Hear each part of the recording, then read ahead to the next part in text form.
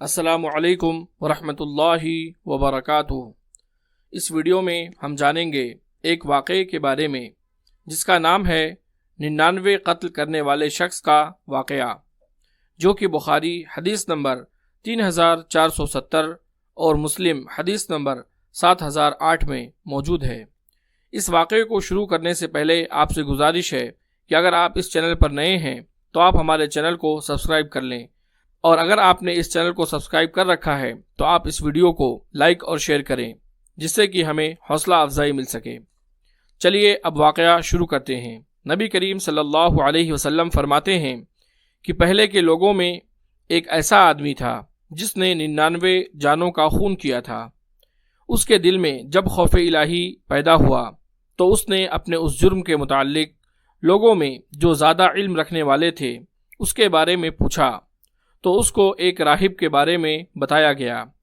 چنانچہ وہ راہب کے پاس آتا ہے اور اس راہب سے پوچھتا ہے کہ میں تو 99 جانوں کا خون کر چکا ہوں، کیا میرے لیے توبہ کی گنجائش ہے؟ راہب کہتا ہے تمہارے لیے قطعاً توبہ کی گنجائش نہیں ہے۔ پھر وہ شخص اپنی تلوار سے اس راہب کے سر کو بھی قلم کر دیتا ہے۔ اسی طرح اب وہ شخص 100 قتل پورے کر لیتا ہے۔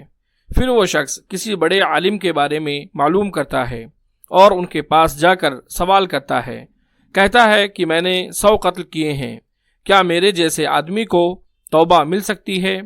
وہ عالم قتل کرنے والے شخص سے کہتے ہیں ہاں کیوں نہیں، ایسی کیا چیز ہے جو تیرے اور توبہ کے بیچ میں رکاوٹ بنے؟ پھر وہ عالم اس شخص سے کہتے ہیں کہ اپنی بستی سے نکل کر فلاں بستی میں چلا جا، وہاں کے لوگ اللہ تعالیٰ کی عبادت کرنا خوب جانتے ہیں، تو بھی ان کے ساتھ مل کر عبادت کرنے والا بن جا، اور اب دوبارہ اپنی زمین کی طرف مت آنا، کیونکہ وہاں کے لوگ بہت برے ہیں۔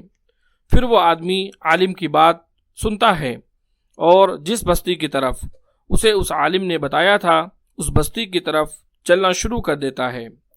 جیسے ہی وہ آدھے راستے تک پہنچتا ہے اس آدمی کی موت آ جاتی ہے اور اس کا انتقال ہو جاتا ہے۔ اس کے بعد رحمت اور عذاب کے فرشتوں کی جماعت آتی ہے۔ رحمت کے فرشتے کہتے ہیں یہ تو سچے دل سے توبہ کرنے کے لیے اللہ تعالیٰ کی طرف آ رہا تھا، اس لیے اسے ہم لے کر جائیں گے۔ اور عذاب کے فرشتے کہتے ہیں یہ کیسے ہو سکتا ہے، اس نے تو اپنی زندگی میں کبھی نیکی کی ہی نہیں ہے، اس لیے اسے ہم لوگ لے کے جائیں گے۔ یہ بحث ابھی جاری ہوتی ہے کہ اچانک ایک فرشتہ آدمی کی صورت میں ان کے پاس آتا ہے اور ان سے کہتا ہے دونوں طرف کی زمین کو ماپ لو، پس جس طرف کی زمین تھوڑی ہو یہ آدمی اسی طرف والی پارٹی کو دیا جائے گا۔ فرشتے دونوں طرف کی زمین کو ماپتے ہیں، نتیجہ یہ نکلتا ہے کہ توبہ کرنے والا شخص جس طرف جا رہا ہوتا ہے اس طرف والی زمین کے وہ ایک بالشت زائد قریب ہوتا ہے، چنانچہ اس کو رحمت کے فرشتے لے جاتے ہیں۔ اب ہم جانیں گے اس قصے کے کچھ فوائد۔ نمبر 1، اللہ رب العالمین فرماتے ہیں سورۃ الزمر آیت نمبر 52 میں قُلْ يَا عِبَادِيَ الَّذِينَ أَسْرَفُوا عَلَىٰ أَنفُسِهِمْ لَا تَقْنَطُوا مِن رَحْمَةِ اللَّهِ إِنَّ اللَّهَ يَغْفِرُ الذُّنُوبَ جَمِيعًا إِنَّهُ هُوَ الْغَفُورُ الرَّحِيمُ۔ آپ کہہ دیجئے کہ اے میرے بندوں جنہوں نے اپنی جانوں پر زیادتی کی ہے، تم اللہ کی رحمت سے نا امید نہ ہو جاؤ، بے شک اللہ تعالیٰ سارے گناہوں کو بخش دیتا ہے اور وہ واقعی بڑی بخشش بڑی رحمت والا ہے۔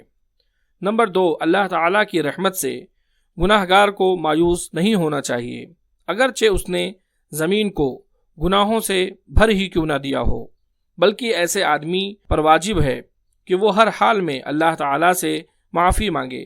اللہ تعالیٰ نے اعلان فرمایا ہے سورۃ الشورى آیت نمبر 25 وَهُوَ الَّذِي يَقْبَلُ التَّوْبَةَ عَنْ عِبَادِهِ وَيَعْفُو عَنِ السَّيِّئَاتِ وَيَعْلَمُ مَا تَفْعَلُونَ، وہی ہے جو اپنے بندوں کی توبہ قبول فرماتا ہے اور گناہوں سے درگزر فرماتا ہے، اور جو کچھ تم کر رہے ہو سب جانتا ہے۔ اللہ تعالیٰ سے دعا ہے کہ اللہ رب العالمین ہم تمام لوگوں کو اپنے گناہوں سے توبہ کرنے کی توفیق عطا فرمائے، آمین۔